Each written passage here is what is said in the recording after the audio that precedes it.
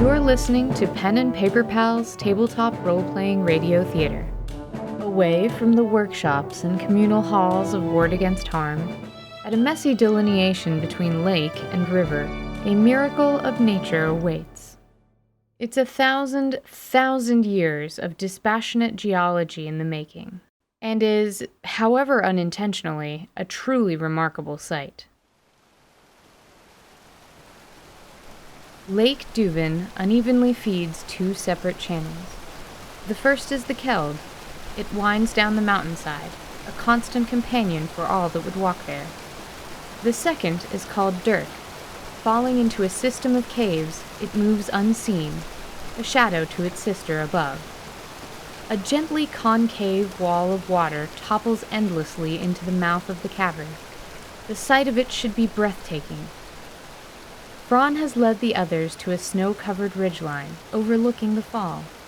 He lifts an arm imperiously. This is what he's wanted to show them. For all the waiting, he's pretty happy with the results. Retribution marvels at the forces required to keep so much water moving, all day, every day. She folds her arms and is soon lost in thought. Meanwhile, Anise peers down into the dark, trying to imagine how the water finds its way. The world hasn't drowned, obviously, so it must eventually make its escape. The idea soothes her.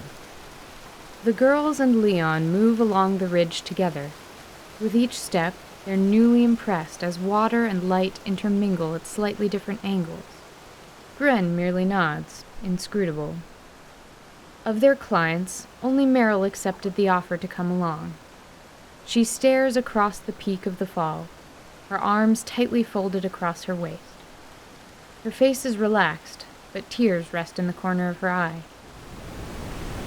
Whoa! This is amazing! What? I said, this is amazing! No, I'm pretty sure it's a waterfall. Absinthe gives Retribution a disapproving look. Grinning, she takes a knee to ask the girl a question. Her eyes go wide in excitement, fear, disbelief. Less any one emotion and more an emotional process. Before her feelings can find consensus, though, she shakily nods yes. Absent-mindedly, she asks her sister to hold her bag. Retribution doffs her cloak, then sweeps Absinthe up, cradling her in both arms. The next thing anyone knows, she's leaping out over the yawning chasm, wings spread wide. Yeah!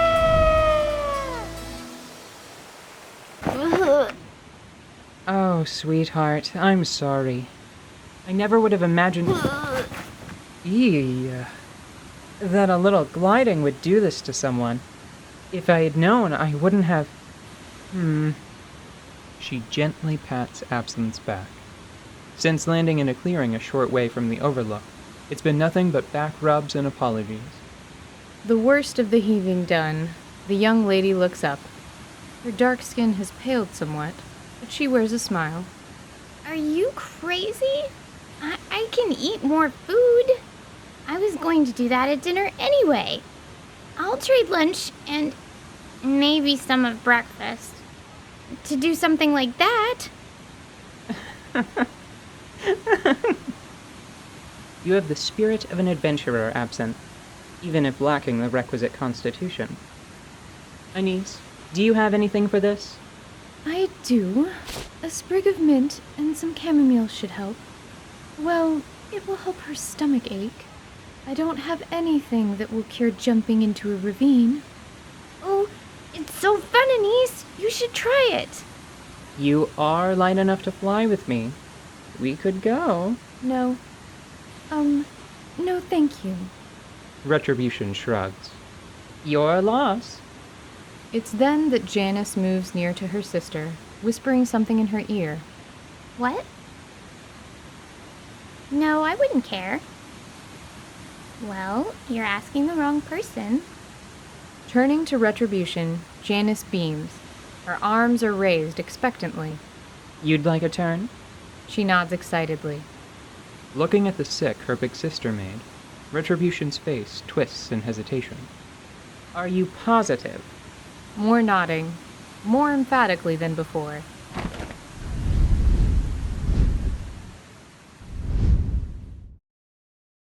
By the time the two of them are touching down, Absinthe has her mint and chamomile tea.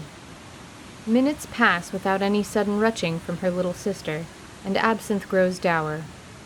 Is the tea not helping? You look upset. What? Oh, I told my sister I wouldn't be mad if she flew and didn't lose her lunch, but I think I'm mad anyway. Just a little.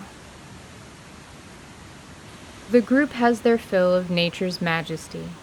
The gravity of the falls, if you'll pardon the pun, leaves each of them feeling introspective. The walk back is almost silent. They pass time in and around the community center until Auntie's discussion with the goblins is concluded and she seeks advice from Retribution. The mercenary's guidance is fine and almost entirely earnest. As earnest as it can be anyway, coming from someone that's already decided to get personally involved. Ultimately, she's hired to escort the goblins underground and render whatever aid she can. Retribution directs her group to leave in the morning without her. She vows to catch up by week's end. Ward Against Harm insists on an early dinner, some last-minute hospitality for the departing goblins. It's just after this dinner when Anise makes her move. Retribution, I would appreciate the opportunity to fulfill my duty as a surgeon by accompanying you and the goblins to their home. Sure. But Retribution, I don't understand why you... Wait, sure? As in, I can come along, yes. No debate? I spent considerable effort constructing my case. Well, you may continue if you'd like. I'd hate to see your work wasted, but truth be told, I'd rather not make this trip without one of you by my side. To that end, I'd already resolved to accept the second offer of aid. Anise raises a curious eyebrow. Second offer of aid? From behind the wagon, someone harumphs loudly. A small thud follows, and a little wave ripples through the wagon cover. Huh. Absinthe beat you here by a solid 40 minutes. It seems she's been eavesdropping for a while now. She's not happy about anything that's been decided. I need you up here, Absinthe, keeping an eye on your sister and Leon. That's a bunch of crap. Ooh, angrier than before. You should ready yourself, Anise. The sooner we leave, the sooner we might return. I will be ready soon. There are a few things I'd like to buy or borrow from Berry Bramble. Be brief, Bon Ami. Anise's mouth curls into a smile. She gives Retribution a probing look. It seemed a shame to end the alliteration. Mentally cataloging supplies, Anise heads toward the workshop, hailing Newton on the way. Braun had been standing a respectful distance away, waiting to speak with Retribution. He raises a hand in greeting on approach. Ron, did I thank you for the scenic overlook? Thank you for the scenic overlook. You're welcome. Next time I show you something, maybe thank me by not jumping off the damn thing. So hey, boss, I figured that... I could use a second set of eyes underground? He nods. Anise beat you to the punch. Setting that aside, the others need you up here. Imagine what would happen if they got caught in a storm without you to guide them. Thanks for the thought, though. Retribution gives him a grin and a pithy wave before leaving him at the wagon, heading inside to gather her things. That's a relief. A densely packed ball of snow strikes him in the side of the head. Oh. A relief? You wiener! I can't believe she'd take either of you babies over me. Ugh. Absinthe stamps angrily away, no particular destination in mind. Try to be a good guy. Help with the adventure. What do I get? Stuck on weather watch. Snow in my hood. Kid calling me a dick. Inside, Retribution packs the few items she had brought out the night before. A ledger, a journal, a jar of dark ink, a coin purse, lighter than she'd like, and a roughly hammered bar of iron, heavier than it looks. With that done, she affixes her weapons to her belt, then draws the straps of her shield over one shoulder. Just then, there's a soft knocking. It's Leon, looking even more timid than usual. How's everyone faring? Fine, I think. Well, if I'm honest, word's gotten around about what's down below. Nobody likes the idea of leaving you behind to fight monsters. Fight monsters? Goodness me, who said I would be fighting? I'll be acting primarily in an advisory capacity. One hand rests on the pommel of her sword, the other on the head of her warhammer. Ma'am, if you're gonna sell a nag, you should at least try to lie about it. Words to live by. With a flourish, she dons her cloak, hiding her armory away. I don't want to be a bother, ma'am, but why are you staying to help? It seems really dangerous, especially for getting paid in promises. For a moment, she's taken aback. That's gotten around too, huh? Well, I'm confident helping out won't kill me. That looks like a pretty low bar to me. Promises tend to be worth a great deal, if you can stay around long enough to collect on them. I'll get something out of this eventually. Besides that, I just want to. I want to help, but I'm also willing to turn back if I discover I can't. I know you're trying to learn from my example, but maybe don't follow this particular one. Well, I should get moving. You'll take care of my horse while I'm digging around underground? Yes, ma'am. Did you give him a name yet? No.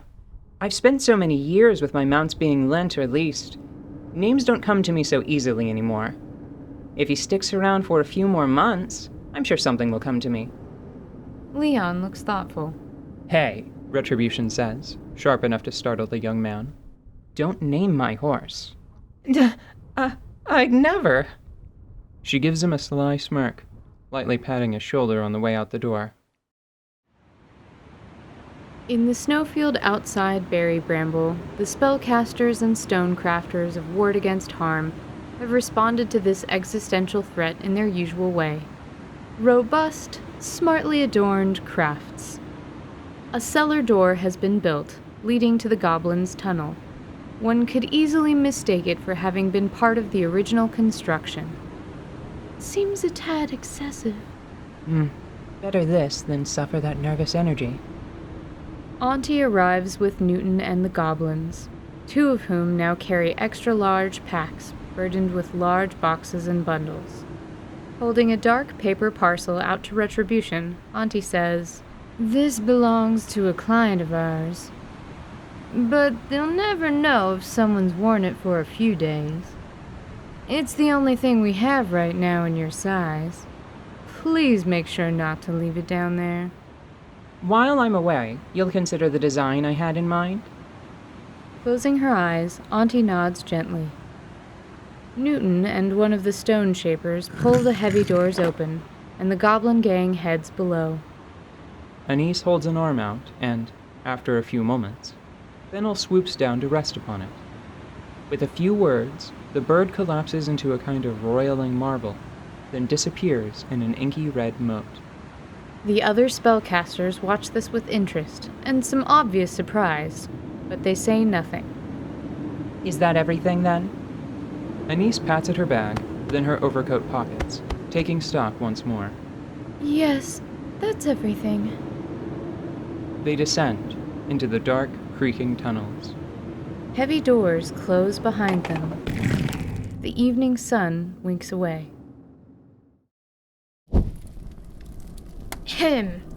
If we are gonna be running together, we'll need your names. You'll probably want ours, too. Oh, did we really not introduce ourselves? I'm sorry, that was rude of us. No sweat. Been a busy day for everybody. Still, can't keep calling you Devil Lady and that scary blonde, now can we? The Devil Lady chortles. Oh, I don't know. That seems accurate to me. What do you think, scary blonde? Anise frowns deeply. It does nothing to make her look less scary, nor any less blonde. The leader of the gang points to each of her subordinates in order. That's Bonvarm. Oi. Kex. Hello. Grimtaft. Hi. You already know Craig, and I'm Keeks. To be frank, they're all a bunch of mouth breathers. You keep me in mind, that'll be good enough. The others don't protest the point. We're feeling rested, and know these caves pretty well. We'll take the lead, all right? Retribution agrees with a nod, and the group begins to move. Before long, they pass the twisted corpse of the creature killed earlier in the day. Each step after carries them deeper under the mountain. Before long, Anise and Retribution begin to linger several paces behind their guides. This is kind of nice, you know? Anise's boot heel sticks in another pad of what she hopes is mud. Is it? I think so, sure. I was having fun, wandering west, just the two of us. Fewer supplies, fewer concerns. Don't get me wrong, though. The additional company is pleasant, and I'm certainly glad for having helped the girls when we did, but... maybe it could have happened a little later. Anise wears a curious look. Later? How in the world could we... Well, we couldn't have, obviously. It's just... Think of it like this. Imagine if all the time I've spent helping the girls with target practice had been spent helping you read that infernal book of yours instead. I'll admit, I wasn't expecting tutoring duties to be part of mercenary work. Well, that's just a fundamental misunderstanding of the job. 4/5 of all wartime mercenary work is babysitting. That's on me. I should have been more clear. Earnestly, what did you expect? Change. Something different. Different from the life I was leading. I expected to be applying sutures rather frequently, but that hasn't been the case so far. I haven't done much of anything, really. Looking down, she toys with her lantern. Its small flame wavers between bright and dim. You're already pulling your own weight, Anise, and I'm positive there will be ailments aplenty for you to remedy soon enough. Besides, you doctored me after I fought the Yeti. If you were traveling alone, you could have simply flown over it. Even if, for whatever reason, you fought it anyway, you would have been able to move around more. You only fought it so stubbornly to keep it from the wagon, correct? True, that's true. But that kind of situation, that's what I want. That's what I need to practice, for lack of a better word. What kind of situation? Being battered in the defense of others? Battered? I wouldn't say that Yeti battered me. I mean, one of us has been reduced to little more than an interesting story, and I'm the one left to tell it, so... Interdependence is what I want. I've seen how far working alone takes me, and maybe a group slows me down now, but that won't always be the case. I've got things I need to do, things ill-suited for a single person. Even if that person can fly? Yes. And is fireproof? Yes. And can see in the dark? This continues for some time. Yes. Yes to that, and the next half-dozen things you're going to suggest, you doting mother. Retribution? Yes, Anise? Is your life leading to a knife fight with a red dragon in a volcano at midnight? She can't help herself. Retribution laughs out loud. It echoes through the tunnels. Keeks calls over her shoulder, "Hey, if that draws any of those beasts in, you two will be fighting them without us." That's fair. Do you know how you looked the day we met? No, I wasn't often in a position to observe myself. You looked fine, noble even, but superficially so. You were like a charming home, but the windows were dark, and I presumed the family inside was dead. Oh no. Don't worry, some of that's past. When I was younger than you are now, I found myself in a dangerous situation. But alongside all the danger, I also found a friend. They helped me where dozens of others didn't, when they could have, probably should have. I think I might have come on a little strong the evening we met, but... Oh, what understatement. If I hadn't been exactly as melancholy as you so colorfully described, it would have been most off-putting. Really? That bad? Goodness, yes. What a melodramatic gesture. What? Your hand. You drove a knife through your hand. Over dinner, no less. Literally, physically over my dinner. Oh, that? I had a curative in my bag. And, it would have been well used, figuring out if someone was trying to spin me up in a web. A little web of deception. I was melodramatic. That's rich, coming from you. All dark-eyed and dressed in your tattered finery. And claiming to be a practiced surgeon besides. I don't expect that you've been on the receiving end of bad medicine before, but a hole in the hand and a potion to set it right would have been a small price to pay to have figured out if you were the real deal. And if you weren't, it still would have been a show worth paying for. Wait. You hoped I would take your little stunt poorly? More seriously now. Yes, more seriously, if you wouldn't mind. I just needed to help. I thought, if not me, who? How many people will ignore this girl before someone helps her? What will she do if it's supposed to be me, if it's my turn to help, and I pass her by without acting? I don't always manage it myself, but if people with the capacity to act did so, well, we'd have a better world to live in. Unable to agree, Annie says nothing. By her observation, the capacity to act is rarely used to better the world. She knows retribution to be many things. She'd never have guessed naive was one of them. Up, we're falling behind. Let's pick up the pace, Anise. Right. They hike on through a mile or more of twisting tunnel. Messy boulders eventually give way to smooth surfaces, hard right angles cut into huge bricks of blue marble. The music for our intro was composed by Walker Williams. We have links to him and his work in the description. P&P Pals is adapted from a 5th edition D&D play-by-post campaign and has been dramatized for your enjoyment. This show is produced by Precarious at best and heard by you. See you again, helpful traveler.